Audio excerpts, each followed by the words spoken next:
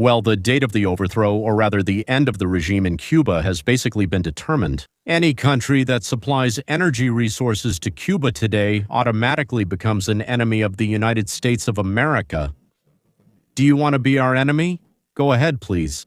The program is about cleansing Cuba of hostile forces and crime and restoring normal relations.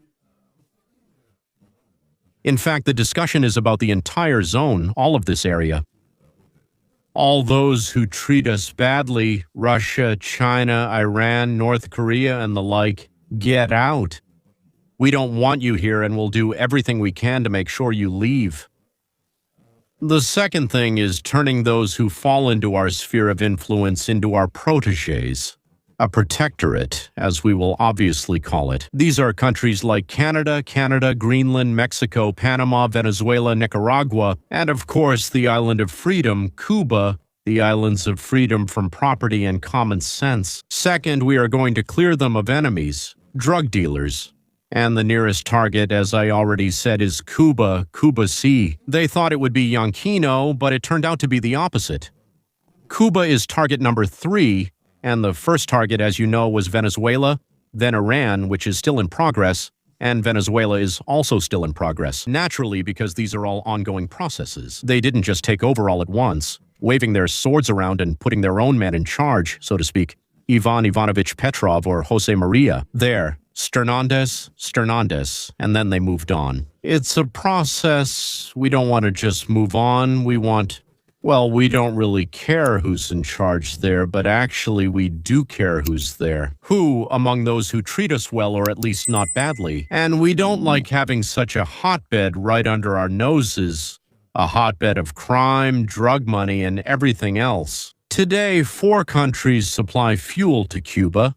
Venezuela, which has already stopped, Mexico, Russia, and Algeria. In my opinion, yes, Algeria, that's absolutely right. In other words, Trump is declaring a blockade of the island of Cuba. John Fitzgerald Kennedy once did the same thing. Yes, from their main patrons, so to speak.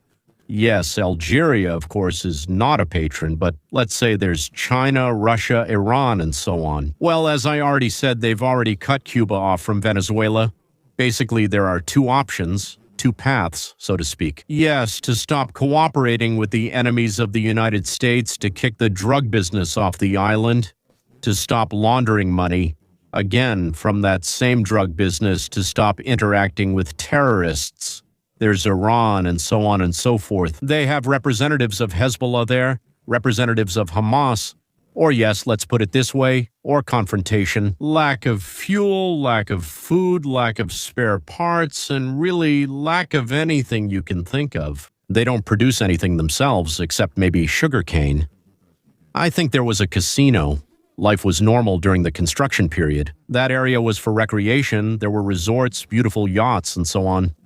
Everything was great, and it was so convenient to fly there from Florida. But as they say, it all went down the drain in 1959, and now they're planning to lift the lid again. Well, or throw it away or cut it up for good behavior. Trump is ready not to expel the leadership from the island, to allow tourism to start investing, that is, to allow American companies to invest in Cuba, to help those who once fled from Cuba to also, so to speak, start returning there, investing, bringing their knowledge and skills. Cuba should allow those people who want to return to go back, and it cannot, it should not persecute them. In short, basically, we will cut off your oxygen, but if you surrender and want to live, that is, if you want to end your life with, go ahead, do it, see, no one is stopping you.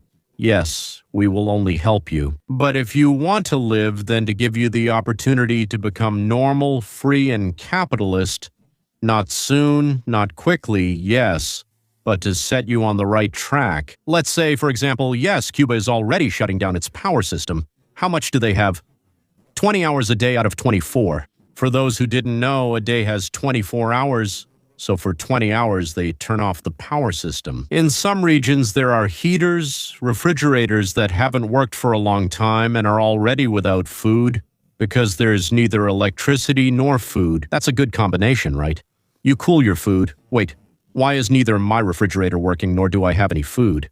And medicine, that's what's really scary. By the way, yes, not only are they running out, but you can't even store them because they spoil in an hour or two. Maybe they work for a day, but really, for 20 hours a day every day, they're not working. Well, it's what they call socialism, but to be precise, of course, they're not really building socialism there, because socialism in the classic sense, it's like what they tried to build in Austria, a kind of shy robbery, shy theft.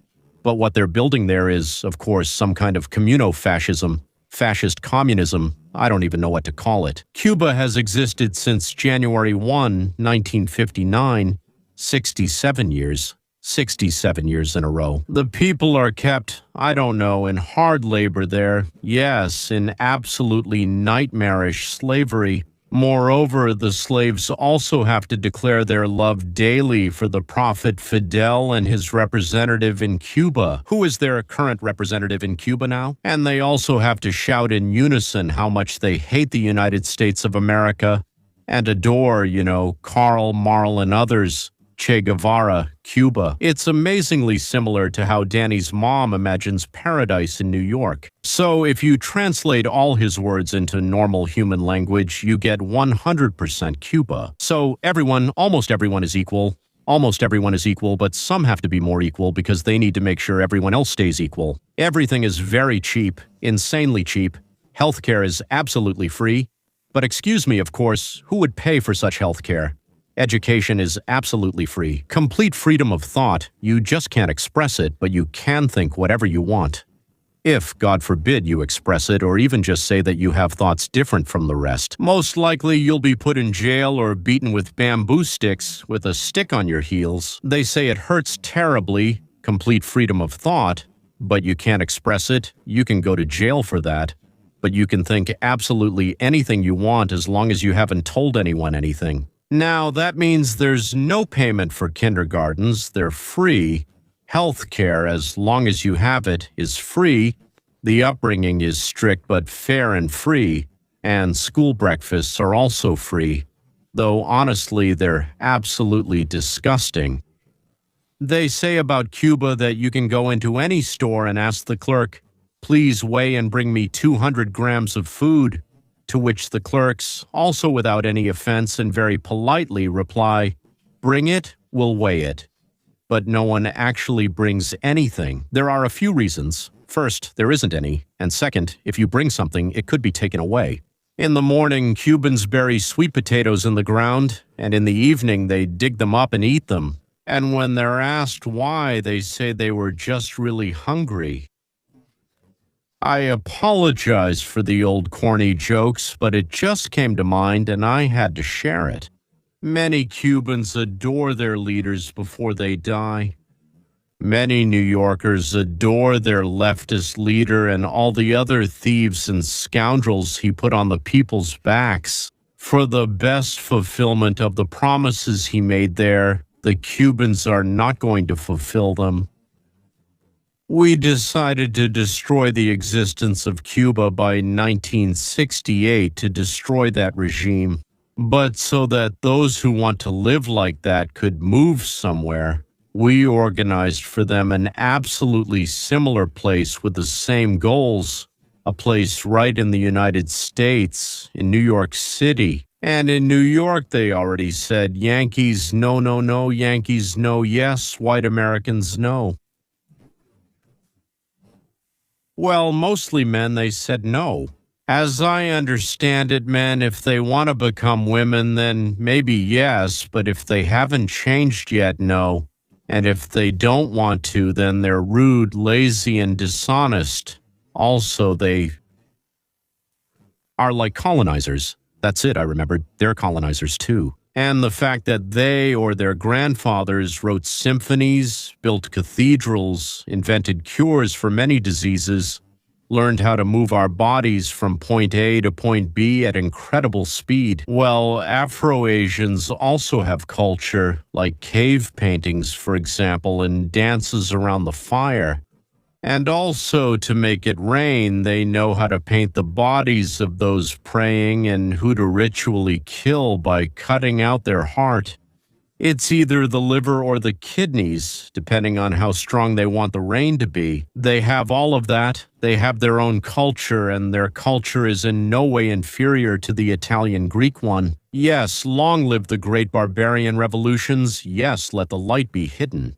A special pleasure for us, those who came from the former Union of Soviet Socialist Republics, is seeing the Kremlin get slapped in the face. So first they got beaten in Venezuela, and it looks like, well, let's say about 20, 25, maybe even $30 billion of their investments just went down the drain. Then they caught several oil tankers that it turns out were paid for by the Russians, heading to them or sailing somewhere on their orders. They pumped out the oil because the tankers were part of the so-called shadow fleet, meaning, well, criminally liable.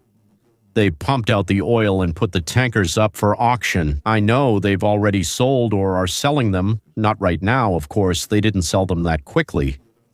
Then they also cut off their Iranian friends, and now it looks like tens of billions will go down the drain, just like in Iran now.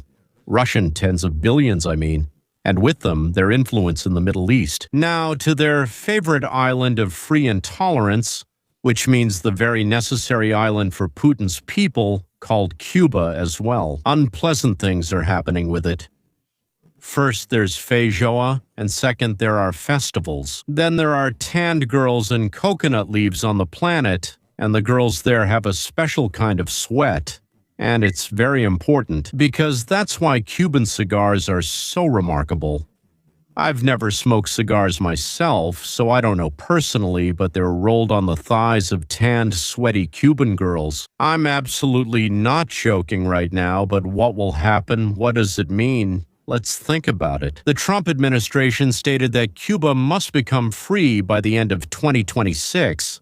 In order to become free by the end of 2026, the Trump administration is looking for influential people in the Cuban leadership to put them at the head of the new government. Well, it's a bit reminiscent of Ukraine before the Maidan, right, when we started giving money and organizing the Maidan. And at the same time, they discussed that guy with, what's her name? Ours, the one who was always flying there, and, oh God, her name slipped my mind. I knew her so well, I remembered. Yeah, well, I'll remember and tell you. So they were intercepted talking. Why were the Russians intercepting our conversations about who these ministers were? No, it's him. He's not suitable. He doesn't know how to bow, so he doesn't know how to kiss hands, but this one is suitable. He bows very well. That's roughly how they reasoned about who would be after the Maidan, after they organize all this and remove everyone they don't need, either to Russia or somewhere else. So over time, a blockade began, de facto, cutting Cuba off from its main sponsors. That's, well, Russia and China. It's clear economic strangulation began to happen.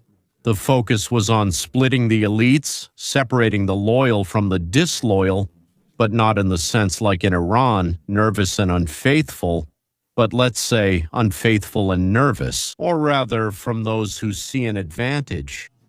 So for themselves, in the current leadership's narrative, the formation of a new government should happen without the communists, and all the communists should just give up or call themselves something else. For example, socialists, or say Democrats or democratic socialists. So there was a blow to tourism. There's no tourism there now. And now we're not allowing ourselves to be hit in the energy sector. As for the income from Cuban missions abroad, like medical and other kinds, they were doing some things there and bringing in quite a lot of money to Cuba. The United States issued a presidential order, of course it was Trump, that allows punishing countries that offer to sell or supply energy resources to Cuba. The White House thinks that upon learning about our intentions to form a government, a new Cuban government made up of the current direct aids. So this General Secretary, what's his name? Miguel Diaz-Capel, I think, yes, the successor of Raul Castro, Michel Diaz. What a handsome guy, gray-haired. There are Georgians like that. There are Spaniards like that. He's just that kind of handsome man. I don't think Trump cares about replacing Diaz with someone else. He really doesn't care what the name will be or what he looks like. Yes, probably after Venezuela. He and his circle might decide that he, meaning Michel, Miguel, whichever, Michel or Miguel might decide it's better to become a friend of America than, well, let's say risk lives. That is, actually, we are fine with an authoritarian, not our own government running things in Cuba, in Angola, in France. We really don't care. In France, it would be a shame. After all, they gave us that lady with the scales, so we kind of owe them a little for that. So we'll try to make sure that it doesn't completely happen over there, although we won't interfere. We'll just try. That is, without getting involved in Cuba's internal affairs. All we need is for him to be willing to negotiate, and not to run around asking for permission in Beijing and the Kremlin every 5 minutes, right?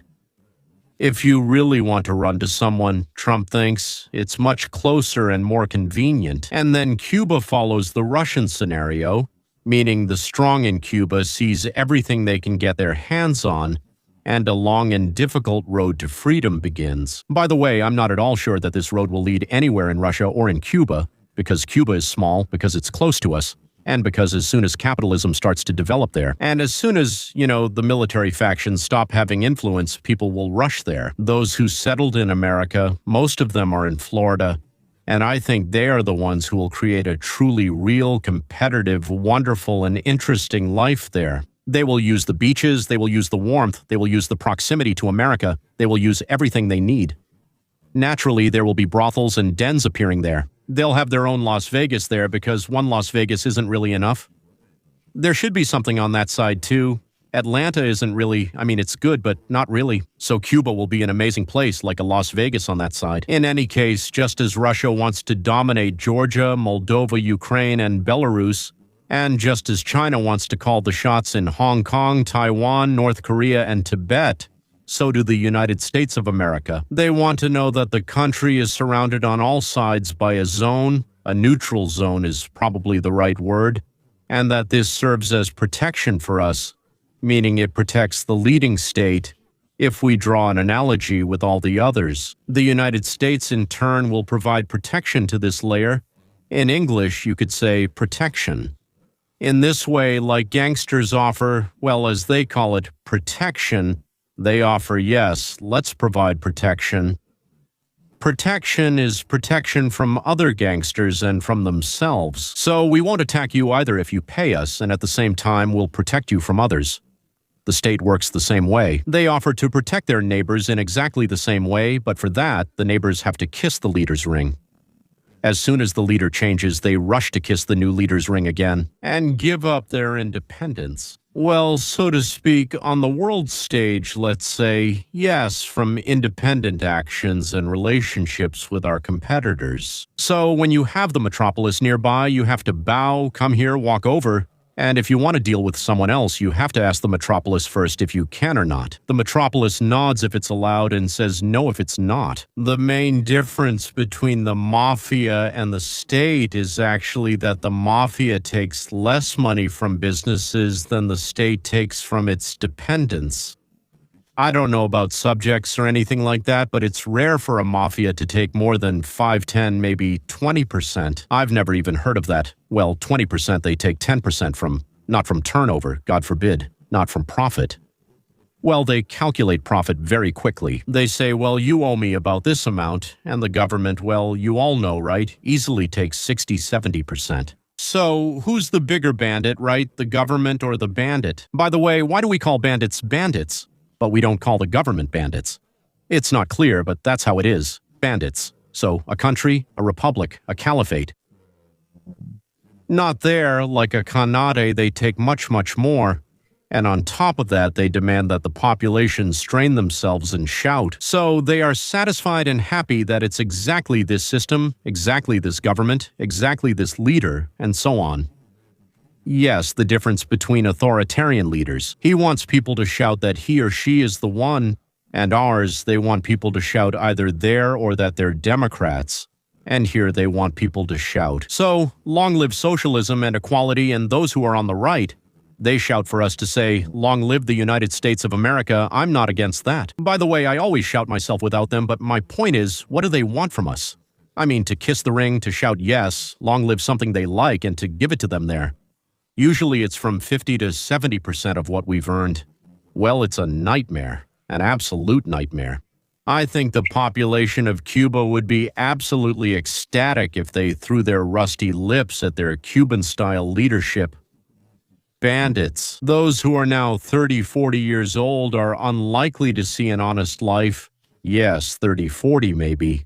But 50, 60 are unlikely to see the life they might have dreamed of. Although, again, because it's close to Florida, because there are plenty of Cubans there, because people will travel back and forth and the border will be open and so on, maybe things will turn out differently. Because both Russia and Ukraine, and basically all the other republics except those that joined, in this case the Baltic countries, maybe things are different there. Although actually from time to time I give interviews on radio stations or podcasts in those countries, and the guys who interview me tell me that things aren't all clear and sweet there either. Come on, because there was too much public attention and it was possible. So turning it not into a common society, a person is either weak or strong, and that's why it's easy to transform. Okay, so they've been waiting since 1959. They can wait some more. The main thing is for it to get out of a dead end. Who am I talking about right now? And started moving in the right direction.